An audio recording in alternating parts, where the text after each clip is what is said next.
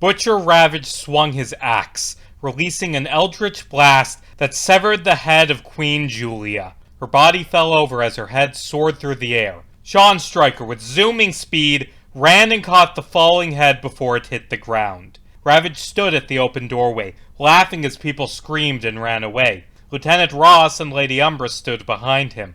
Umbra gave a nervous wave to Pace. Pace waved back. "So sorry to interrupt your big party. I would have RSVP'd, but someone forgot to send me an invite," Ravage shouted, smile on his face. "Alright, here's how things are gonna go. Your queen's dead, and all of you rich fucks who don't get with the program are gonna follow her. Your big plan to rid the seas of the pirate menace ain't happening.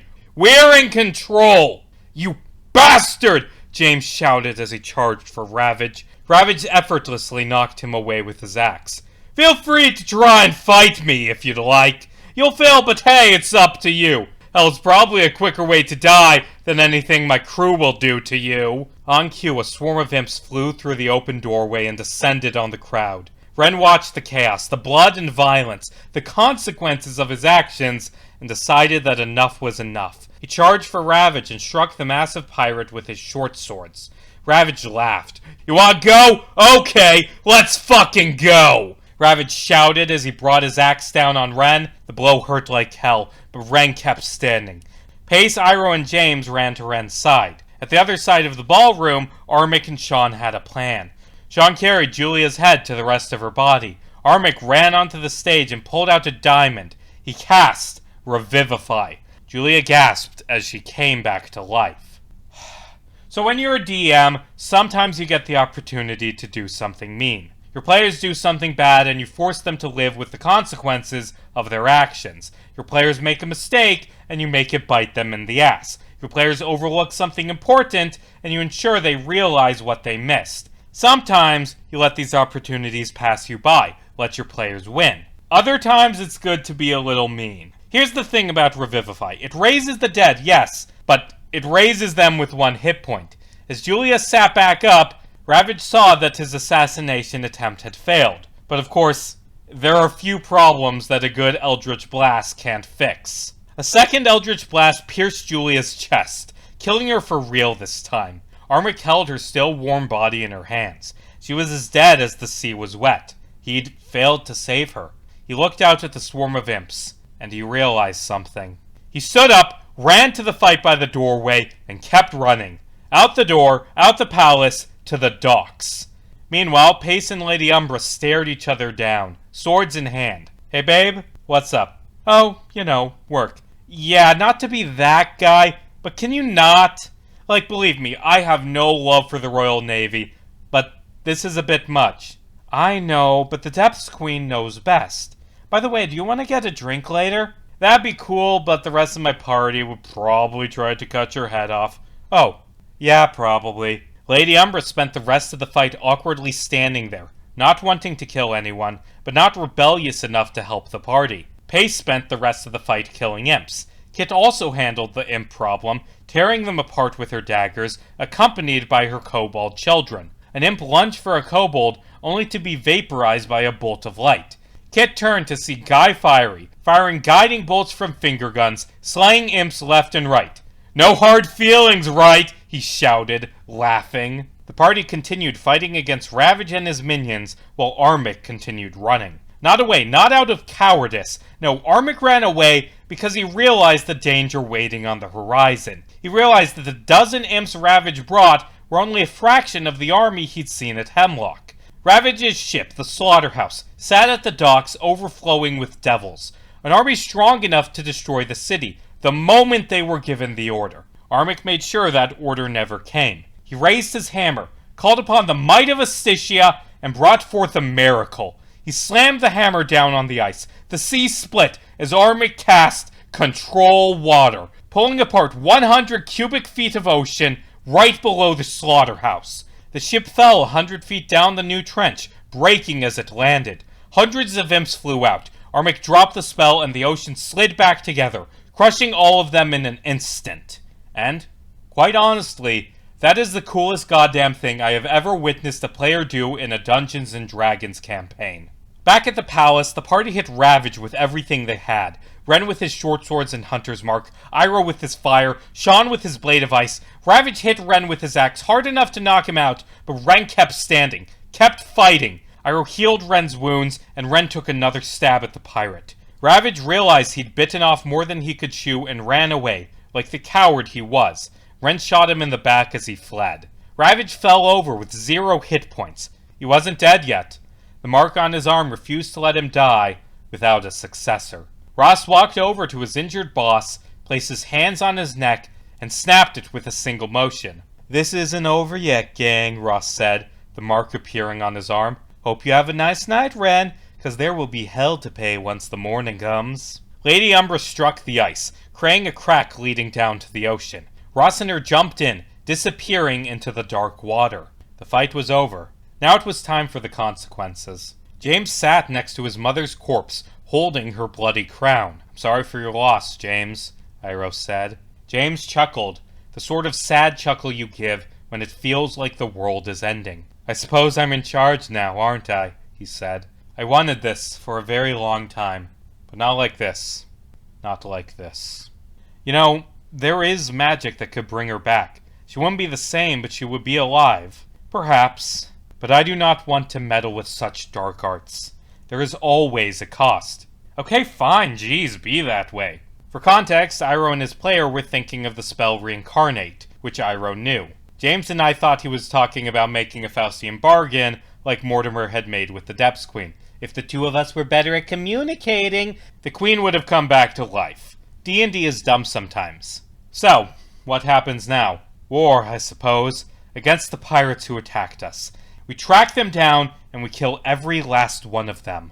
"A good plan, your majesty, but I'd be careful. The pirate lords and their minions will probably go after you next," Fiery said, interrupting. He glanced at Iroh, but Iroh couldn't read his expression, thanks to the sunglasses. "Fortunately, my church has plenty of safe houses hidden across the sea. We'll keep you safe. Thank you, High Priest.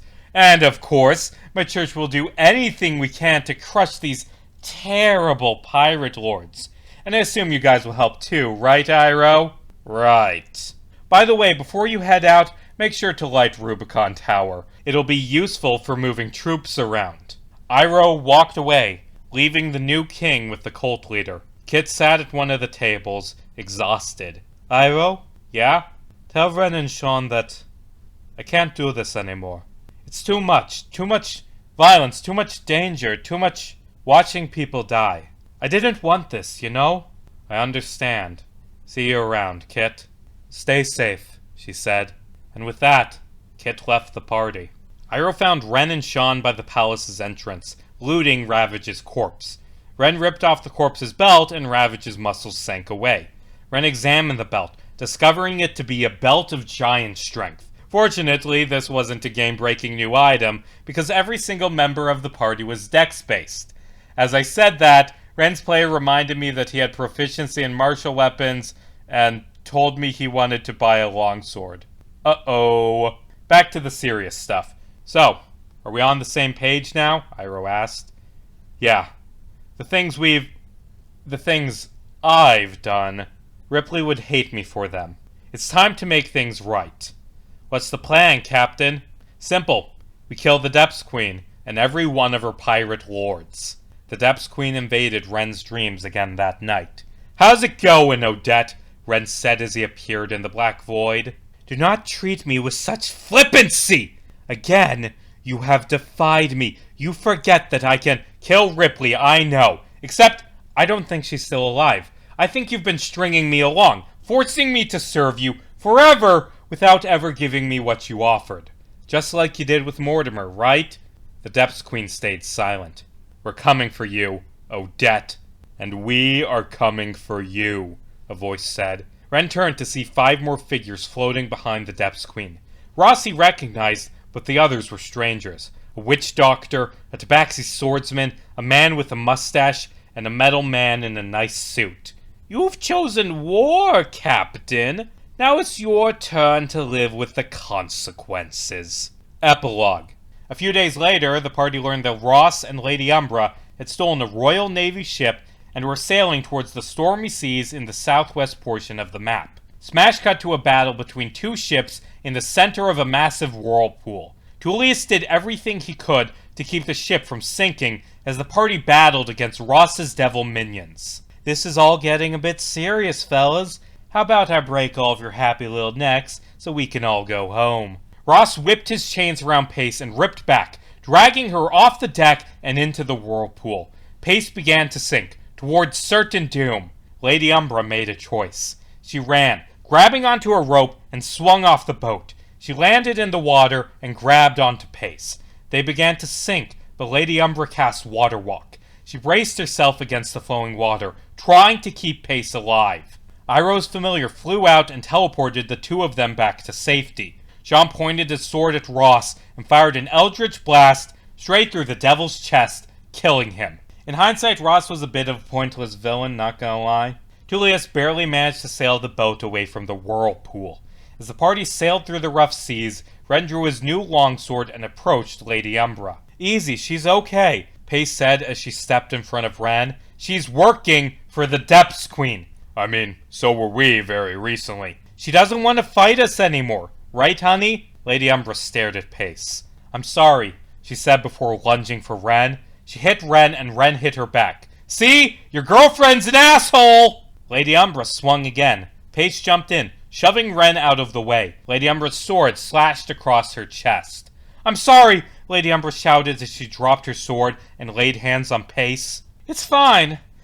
Another one for the collection, you know?" "Stand down!" Her hand trembling, Lady Umbra reached for her sword. Iroh teleported Ren away before Lady Umbra could stab him. "You don't want to do this, do you? The Depths Queen wants him dead." "Neat. What do you want?" I... Lady Umbra winced as pain spread through her mind. "You're being controlled, aren't you? Let me help you." Iroh placed his hand on Lady Umbra and cast the spell magic. It wasn't enough to break the Depths Queen's control over her, but it was enough to break the magic in her cloak. The magic that hid her in darkness disappeared, revealing turquoise skin and blonde hair. Ripley?" Ren said, voice breaking. "I have to go now," Ripley said, before running and jumping off the boat. Ren ran after her and stared off the edge. He saw only dark waves. "Who's Ripley?" "Ren's dead sister." "Oh. Oh! Hey, Ren, I'm sorry I had sex with your sister. Like, really, really sorry, Pace. Especially because it was, like, really good. Top tier sex, you know. Pace, if you do not shut up this instant, I will throw you overboard." "What, so I can be closer to your sister?" DM note, it's a good thing I do these sessions over Discord, because I do not have a good enough poker face to have hidden my glee at knowing this scene would inevitably happen the moment Pace's player expressed an interest in Lady Umbra. Epilogue to the epilogue. Late that night, Sean awoke in a deep, dark span of endless ocean. A monstrous woman with pale, bloody skin and endless tentacles swam up to him. She looked him over.